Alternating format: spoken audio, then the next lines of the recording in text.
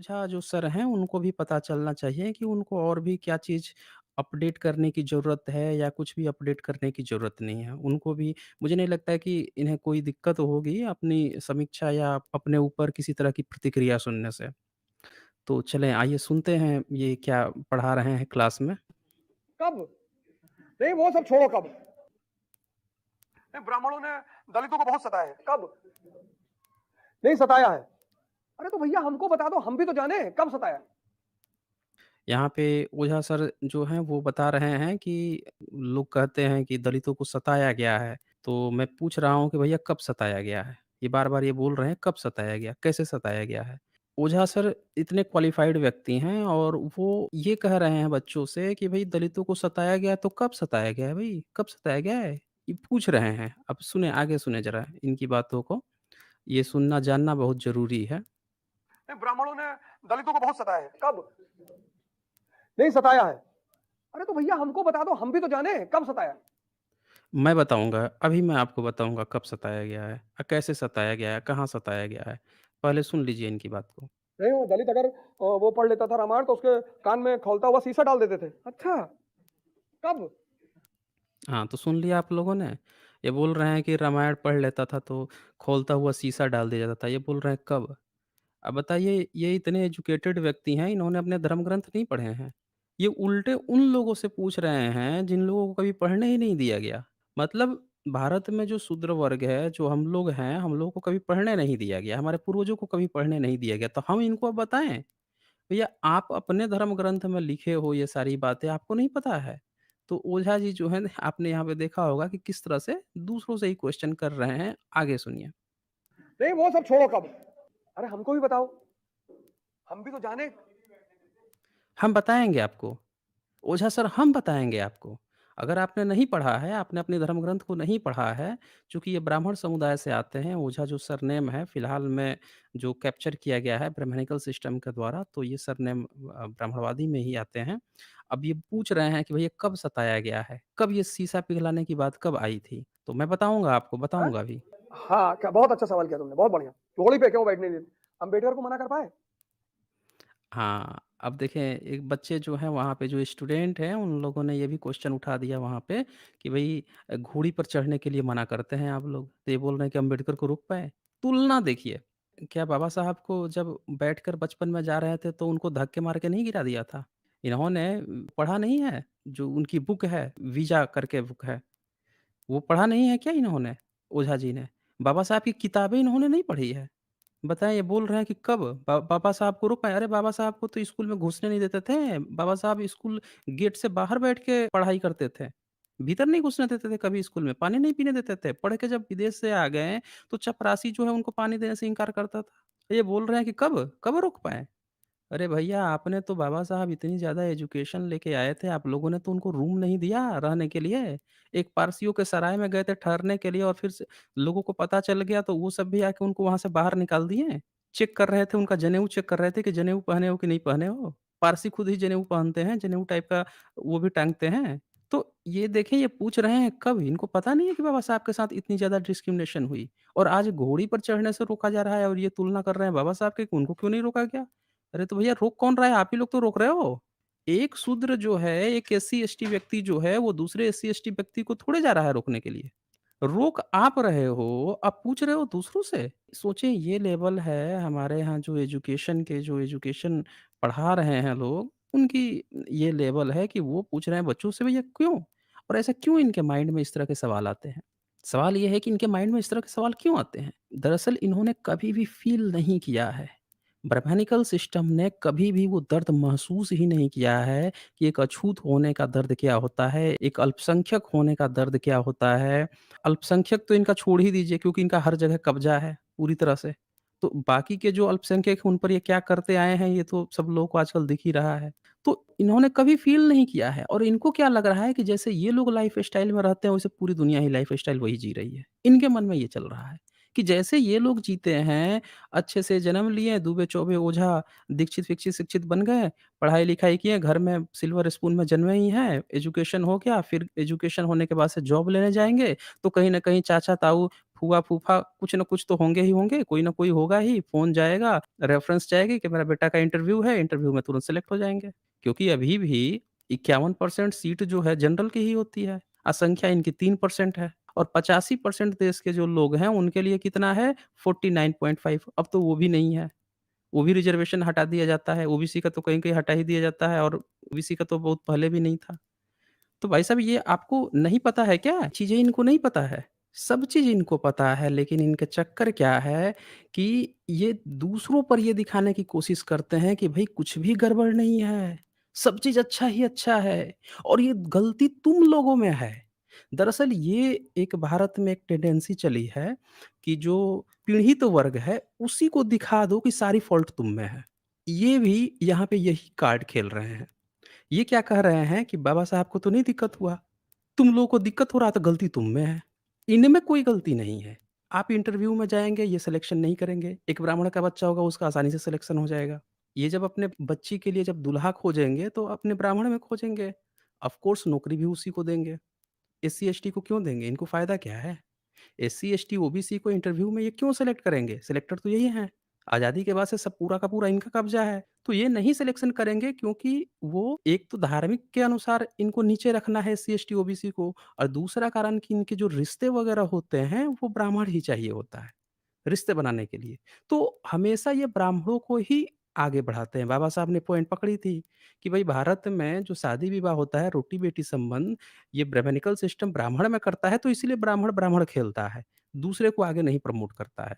ये बात इन लोगों को अच्छी तरह से पता है, इसीलिए ये लोग जातिवाद नहीं खत्म करते और आरोप किस पर लगा रहे हैं? उल्टे शूद्रों पे लगा रहे हैं। एससी, एसटी, ओबीसी पे ही लगा रहे हैं। आगे सुनें इनकी बात को। हम घोड़ी पे बैठने के लिए परेशान हो, ये घोड़ी बैठने के लिए परेशान है भैया, हमको घोड़े पे बैठने दे। अंबेडकर ने सिद्धांत बताया सवर्णों के सर पे बैठने का, और बैठ के दिखाया, सिर्फ बताया नहीं, दिखाया। हाँ, तो यहाँ पे आपने सुना कि इन्होंने अब दोनों हाथ में लड्डू ले लिए। अभी ये बोल रहे थे भैया तुम घोड़ी पर बैठने के लिए परेशान हो। इन्होंने इस मुद्दे को ही गायब कर दिया कि भैया जो घोड़ी पर बैठ रहा है, उसको आप क्यों दिक्कत कर रहे हो? उसको कौन मार रहा है? इस पर इन्होंने बात नहीं की। उस मुद्दे को ही पूरी तरह से खत्म कर दिया दोनों हाथ में लड्डू लेके अब बाबा साहब की कार्ड खेलने लगे कि भई बाबा साहब जो हैं, उन्होंने तो ये कहा, वो कहा। ये सुनिए इनको फिर से ध्यान से सुनिए, ये देखिए कैसे गेम को इन्होंने चेंज कर दिया। ये घोड़ी बैठने के लिए परेशान है भैया, हमको घोड़े पे बैठने दे। अंबेडकर ने सिद्धांत बताया सवर्णों के सर पे बैठने का, और बैठ के दिखाया, सिर्फ बताया नहीं। तो ये बोल रहे हैं बाबा साहब ने सवर्णों के सिर पर बैठने का सिखाया। तो भाई साहब आपके सर पे उन्होंने कहाँ बैठे वो? आपने तो इलेक्शन नहीं जीतने दिया। आपने तो बाबा साहब ने जब हिंदू कोड बिल था, जो महिला बिल की बातें आई थी, जब वो पास होने की थी, आप लोगों ने कहाँ पास होने दिया था? बाबा साहब को इस्तीफ़ा देना पड़ा था। आपके जो लोग हैं, वो क्या बोल रहे हैं कि भई मैं देखता हूँ कि कैसे संसद में ये पैर रखता है और आप यहाँ पे बता रहे हैं कि उन्होंने स्वर्णों पे बैठना सिखाया। ओझा सर, आप जो भी बात कह रहे हैं, इन बातों में कोई तुक नहीं बनता है। हम करंट स्थिति देख रहे हैं कि बाबा साहब आज की डेट में नहीं हैं और आज के जो एससी, एसटी, ओबीसी हैं, ओबीसी के साथ क्या किया गया आप लोगों ने? 1990 में क्यों लाना पड़ा मंडल कमीशन? क्योंकि आपने हक नहीं दिया, उसको जनरल में रख लिया। ओबीसी को आपने जनरल में रखा और उसको रिप्रेजेंटेशन सारा खाते रहें, आप लोग खाते रहें और उसको चढ़ाते रहें चने की झाड़ पर कि हाँ भाई, तू तो क्षत्रिय बन गया, क्षत्रिय बन गया, तू तो जनरल है। वो सब एससी, एसटी हैं, वो चने के झाड़ पे चढ़ा रहा और सारी नौकरी आप लोग खा गए। फिर मंडल कमीशन लाके उस बेचारे को ज़बरदस्ती हक दिया गया। अब जाके ओबीसी में थोड़ी बहुत चेतना जागृत हो रही है कि उनका हक कौन मार के खा रहा है। और आप यहाँ पे जो एससी, एसटी, ओबीसी है फिर से उनको चने की झाड़ पे चढ़ा रहे हैं कि बाबा साहब तो ऊपर बैठ के गए थे। ये तुम लोगों की गलती है कि तुम लोगों के साथ ऐसा हो रहा है। अरे भाई तो कर कौन रहा है उनको क्यों नहीं समझा रहे हैं? जब देखें 2 लोगों की लड़ाई होती है तो आपने देखा होगा कि जो बलवान होता है उसको लोग नहीं पकड़ते हैं, जो कमज़ोर होता है ना उसको जाके पकड़ते हैं। इनका यही हाल है। भई कमज़ोरों को ही आप टारगेट कर रहे हैं, उन्हीं में फ़ॉल्ट बताते जा रहे हैं। एक बार भी ओझा सर ने ये कहा कि हाँ, ब्राह्मण्स जो हैं या ब्राह्मणिकल सिस्टम जो है या ब्राह्मणिकल रिलिजन के कारण ये सारी प्रॉब्लम आई है, नहीं कहेंगे। ये कभी नहीं कहेंगे, क्योंकि इनको अच्छी तरह से पता है कि ब्राह्मणवाद बरकरार रखना है। एससी, एसटी, ओबीसी में ही फ़ॉल्ट दिखाना है। क्लास में बच्चा पढ़ने जाएगा, बच्चा ने अगर कुछ वो किया तो एससी, एसटी, ओबीसी को डाँट दो, हड़का दो। उसी में 10 फ़ॉल्ट बता दो। अब वो बच्चा और ज़्यादा निराश हो जाएगा। और जो ब्राह्मण बच्चे होंगे उनकी तारीफ़ करते रहो, हाँ, तो बड़ा बड़ा अच्छा है, ये है, उनको हमेशा चढ़ा के रख ये चीज़ें चलती हैं दोस्तों। आप यहाँ पे साक्षात नज़ारा देख सकते हैं। आगे देखते जाइए अभी आप। अच्छा, इन्होंने कहा ना कि कहाँ पे और कैसे डिस्क्रिमिनेशन हुआ है, वो पहले मैं दिखा देता हूँ, नहीं तो वो पॉइंट छूट जाएगा। वो पॉइंट दिखाना बहुत ज़रूरी है। ये कह रहे थे कि भई कब डिस्क्रिमिनेशन हुआ, कहाँ पे डिस्क्रिमिनेशन हुआ? इन्होंने अपनी किताब नहीं पढ़ी है, इन्होंने रामायण की बात की थी। दरअसल इनके मनुस्मृति में है कि गरम तिल पिघलाकर डालने की बात है। गौतम धर्म सूत्र में भी बात है कि गरम रागा वगैरह पिघला के कान में डालने की बात है। और यहाँ पे मैं आपको दिखा रहा हूँ, ब्रह्मसूत्र दिखा रहा हूँ, शंकराचार्य का ब्रह्मसूत्र जो भाष्य किया है, उसका मैं यहाँ पे खोल के दिखा रहा हूँ। इसमें साफ-साफ लिखा है, आप देख सकते हैं, ब्रह्मसूत्र भाष्य है, फर्स्ट मंडल है, 3rd सर्ग है, उसका 38 श्लोक है। इसका एक बार मैं पढ़ के सुना देता हूँ आप लोगों को। शूद्र को न वेद सुनने का अधिकार है और न पढ़ने का, न उसके अर्थ समझने का अधिकार है और न उसके अनुसार अनुष्ठान, यज्ञ आदि करने का। यदि वह शूद्र वेद पढ़ने वाले के पास जाकर उसे वेद को सुन ले, तो उसके दोनों कानों में सीसा, रागा और लाख पिघलाकर भर देनी चाहिए। शूद्र चलता-फिरता शमशान होता है, अतः उसके समीप वेद नहीं पढ़ना चाहिए। वेद का उच्चारण करने पर शूद्र की जीभ काट देनी चाहिए और वेद को सुनकर कंठस्थ कर लेने पर उसका शरीर चीर देना चाहिए। शूद्र को ज्ञान नहीं देना चाहिए। अब ये बात कौन लिखा है? शूद्र ने तो जाके नहीं लिखा है। तो ये ओझा सर जो हैं कभी भी अपने ब्राह्मणिकल सिस्टम अपनी धार्मिक किताबों पर एक शब्द इनका मुँह नहीं खुलता। उल्टे ये तो अपने धर्म ग्रंथों की खूब तारीफ़ पर तारीफ़ करते हैं। और दूसरी तरफ जब एससी, एसटी, ओबीसी की बात आती है तो बाबा साहब का दिखा देंगे, देखो बाबा साहब तो बड़े आराम से बड़े ये कह के गए, वो कह के गए, तुम लोगों में गलती है। मुद्दे को ही पूरा गायब करके पूरा का पूरा ब्लेम जो है एससी, एसटी, ओबीसी पे थोप देंगे। और अपने धर्म ग्रंथ जो इनको दे रहे हैं, अभी बोला ना इन्होंने कि भई कहाँ पे लिखा है, कौन किसने कहा है कि कब डाला गया? देखिए इनके ब्रह्मसूत्र में लिखा है, शंकर भाष्य में लिखा है, कौन लिखा है ये? ये कौन लिखा है? इनको नहीं पता है। ये गौतम धर्म सूत्र में भी ये सेम यही बात लिखी है, नहीं पढ़ा इन्होंने? मनुस्मृति नहीं पढ़ी? मनुस्मृति में भी यही बात लिखी है। तो ये अपने धर्म ग्रंथ को नहीं पढ़ते हैं और दुनिया को, पूरी दुनिया को जो है ये बेवकूफ़ बनाने के लिए इस तरह की ये लोग बातें करते हैं। अच्छा, ये तो था कि इनकी धार्मिक किताबें ये लिखते हैं। इसको जो है जब ट्रैवलर्स द 11th सेंचुरी में अल-बुरूनी वो भी नोट करके गया। उसने भी लिखा है। 12 जो चैप्टर है अल-बुरूनी का नोट्स, ये देखिए 12वाँ परिच्छेद, इसमें साफ-साफ लिखा है। नीचे का पैरा ये पढ़ लीजिए। नीचे का जो पैरा है इसमें क्या लिखता है, अल-बुरूनी भी लिख के गया है 11th सेंचुरी में। ब्राह्मण क्षत्रियों को वेद पढ़ाते हैं, क्षत्रिय वेद को पढ़ते तो हैं, पर उन्हें इसे किसी दूसरे को, यहाँ तक कि ब्राह्मण को भी पढ़ाने का अधिकार नहीं है। वैश्यों और शूद्रों को वेद का उच्चारण और पाठ करना तो दूर रहा, उनके सुनने की भी आज्ञा नहीं है। तो ओझा सर, अगर आप मेरी बात सुन पा रहे हैं तो देख लीजिए, आप जो है एक जगह की थोड़े बात है, ये ट्रैवलर्स है, ये भी ये मेंशन करके गया है। आपने अपने धर्म ग्रंथों में नहीं पढ़ा है, नहीं पढ़ा है, विदेश वाला ये अरब जो वहाँ पे मिली है, एडवर्ड सचू ने कंपाइल किया है, देखिए उसमें तक ये लिखा हुआ है। वैश्यों और शूद्रों को वेद का उच्चारण और पाठ करना तो दूर रहा, सुन लीजिए, वेद का उच्चारण और पाठ करना तो दूर रहा, उसके सुनने की भी आज्ञा नहीं है। सुन लिया आप लोगों ने? ये तक बात है। यदि यह प्रमाणित हो जाए कि वैश्य या शूद्र ने वेद का उच्चारण किया है, तो ब्राह्मण लोग उसे पकड़कर न्यायाध्यक्ष के पास ले जाते हैं और उसकी जीभ काट दी जाती है। और ये बात एक बार नहीं, इसने जो है मल्टिपल टाइम्स, अल-बुरूनी ने कई चैप्टरों में ये बात मेंशन की है। अब यहाँ पे देखें, एक बड़ा सवाल खड़ा होता है कि मल्टीपल जगह ये सारी बातें लिखी हैं, ट्रैवलर्स भी ये बात नोट करके जा रहा है और ओझा सर आज जो पढ़ा रहे हैं, ये क्या पढ़ा रहे हैं कि भई कब, कब हुआ था? ये कौन कह दिया तुमसे? मतलब झूठ बोलने की भी हद होती है। आप यूपीएससी पढ़ा रहे हैं, अगर आपने धर्म ग्रंथ नहीं पढ़ा है, तो भैया पढ़ लीजिए ना। सिद्धांत एक लाइन में उस आदमी ने कहा कि शिक्षा शेरनी का दूध है, जो पी लेता है वो दहाड़ता है। हाँ, तो ये इन्होंने अभी क्या कह दिया कि शिक्षा शेरनी का, बाबा साहब ने कहा है, तो ये तुम लोग पढ़ते-लिखते नहीं हो, इसीलिए तुम लोगों की गलती है। मैंने क्या कहा? ये कार्ड खेलते हैं। एक बार भी, मतलब आप कोई गार्जियन है, उसका बच्चा जो है, आपके बच्चे को मार दिया, झगड़ा कर लिया। आप उसके पास कंप्लेन करने के गए। तो जब गार्जियन से आप कहें, ता वो गार्जियन सामने वाला क्या कहे आपके बच्चे को कि भई देखो, तुम उसके साथ गए थे, ये गए थे, सारा दोष जो है, सारा ब्लेम ये कर-ओर के आप ही को बता दे। अपने बच्चे को एक बार भी ना बोले। समझ रहे हैं मेरी बात को? ओझा सर जो हैं यही कार्ड यहाँ पे खेल रहे हैं। एक बार भी इनके मुँह से एक लफ़्ज़ भी नहीं निकला कि हाँ भाई, ब्राह्मण जो है ये सब किताबें लिखता था, तो वो क्यों लिखता था? क्यों ऐसा करता था? उसको ऐसा नहीं करना चाहिए था। एक बार भी अपनी गलती इन्होंने नहीं माना।